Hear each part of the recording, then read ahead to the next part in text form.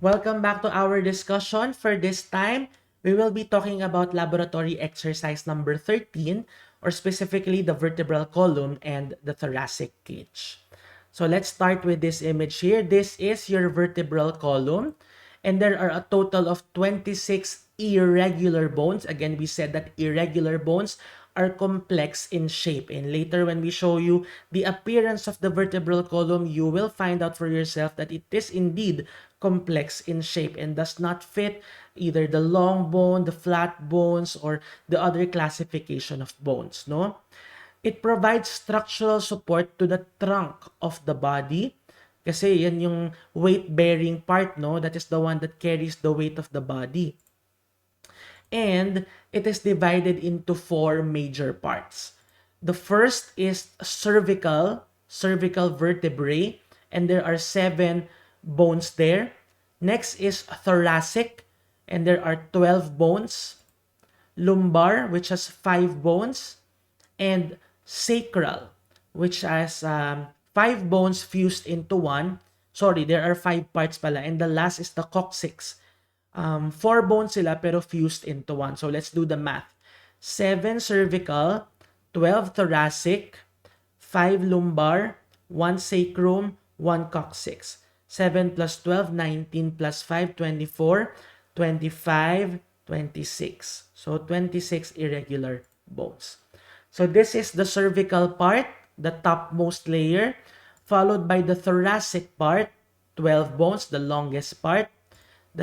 The lumbar part, 5 bones there. Sacrum, which is 5 bones fused into one. And the coccyx, the pink small structure there, 4 bones fused into one. It's also important to remember, other than the divisions, is the curvature of the vertebral column.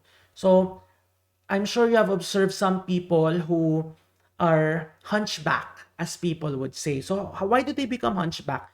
It's because our vertebrae has a natural curvature, no? So, this is how it looks like, posterior view, when you're looking at someone from his back. This is how it looks like when you're looking at someone in front of you. And this is how it looks like when the person is facing towards your right. Okay? So, can you observe here or appreciate that this curvature of the spine? Yan yung normal curvature ng spine natin. And a person develops or becomes a hunchback if these natural curvatures become too exaggerated.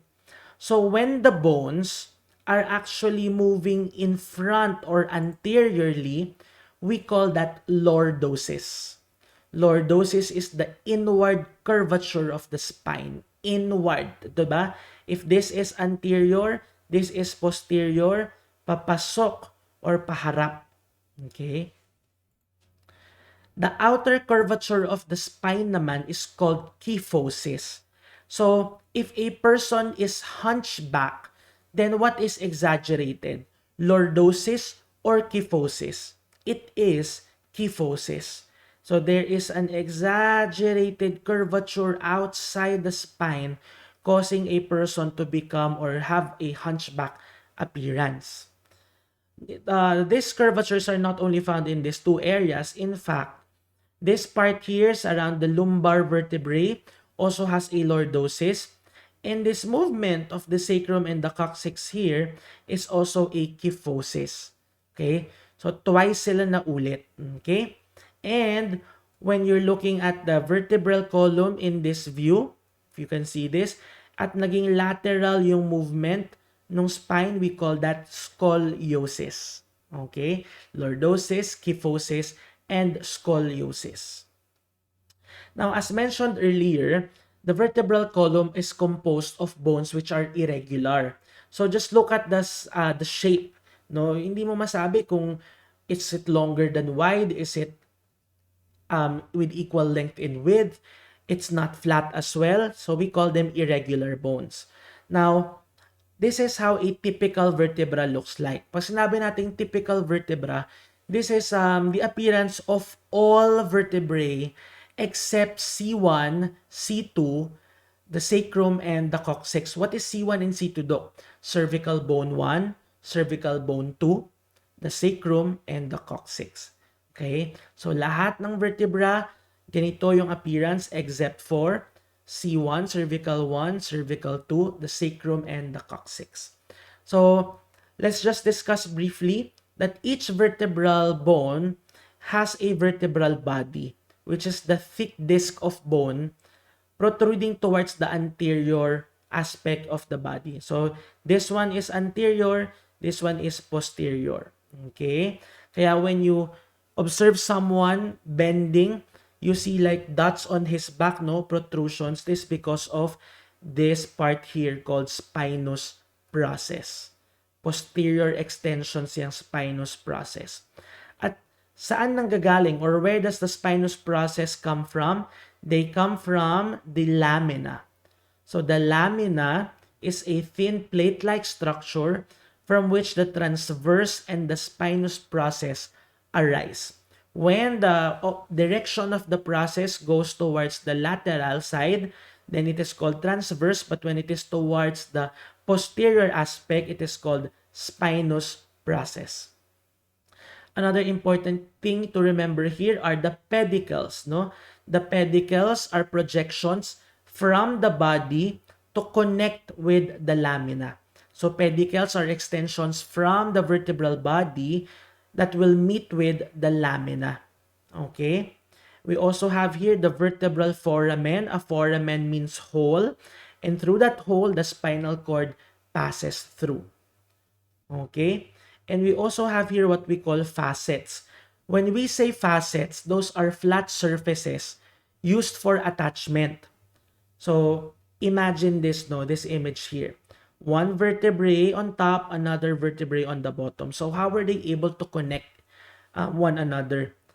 The transverse process here, this transverse process here, and this transverse process here will connect with the facet of the vertebrae below it. Okay, so ano yung nagko-connect? Facet below and the processes above. Yun yung dalawang nagko-connect. Alrighty? So, yun lang naman dapat matandaan natin doon. How does vertebrae connect? The facet below connects with the process above nung dalawang vertebrae natin. So, let's go to the more specific vertebrae that we have. The first is called atlas, no? That is C1. So C1 or cervical bone 1 or cervical vertebrae 1 is also called atlas. So it is a ring-like vertebra that carries the entire weight of the skull. Kaya siya tinawag na atlas because the Greek character atlas carries the world on his back.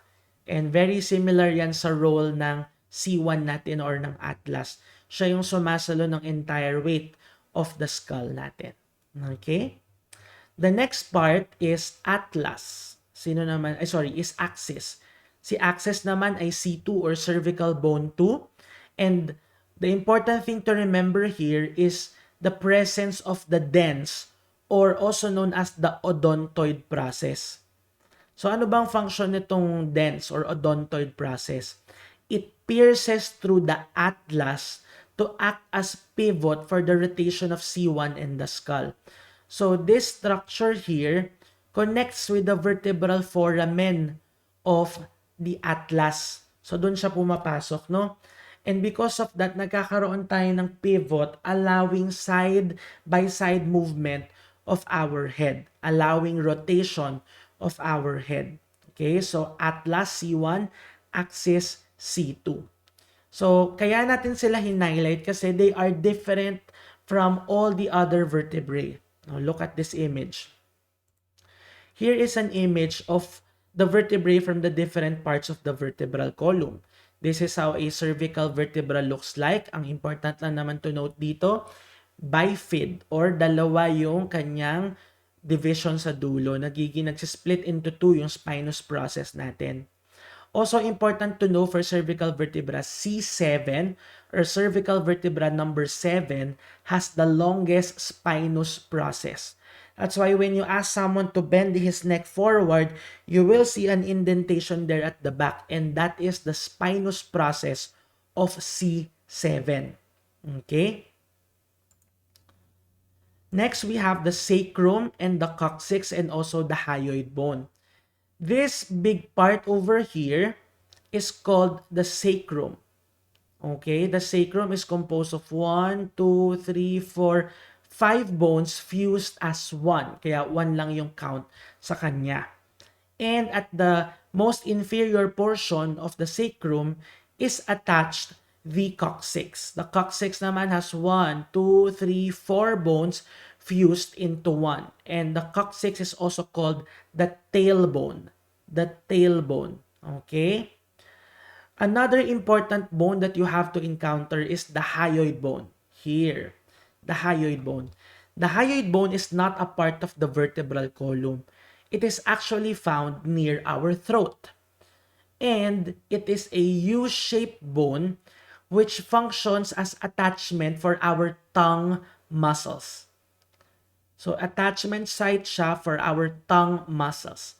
But the most important that you have to remember about the hyoid bone is that it is not attached to any other bones. Okay, it is not attached to any other bone. So basically, they also call it the floating bone. Okay, kasi wala siyang other osseous structures na kadikit.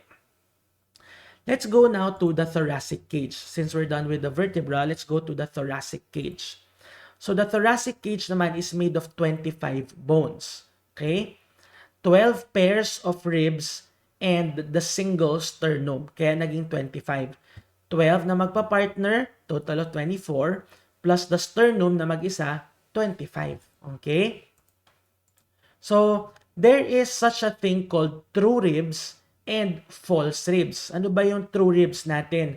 We call those ribs true when the ribs are directly attached to the sternum. Okay, sabihin, mula sa vertebrae sa likod, umikot paharap yung rib na yan at kumunik sa sternum natin. When they are directly connected to the sternum, they are called true ribs. Okay? And that includes the 7 superior pairs of ribs. Okay? So 7 true ribs.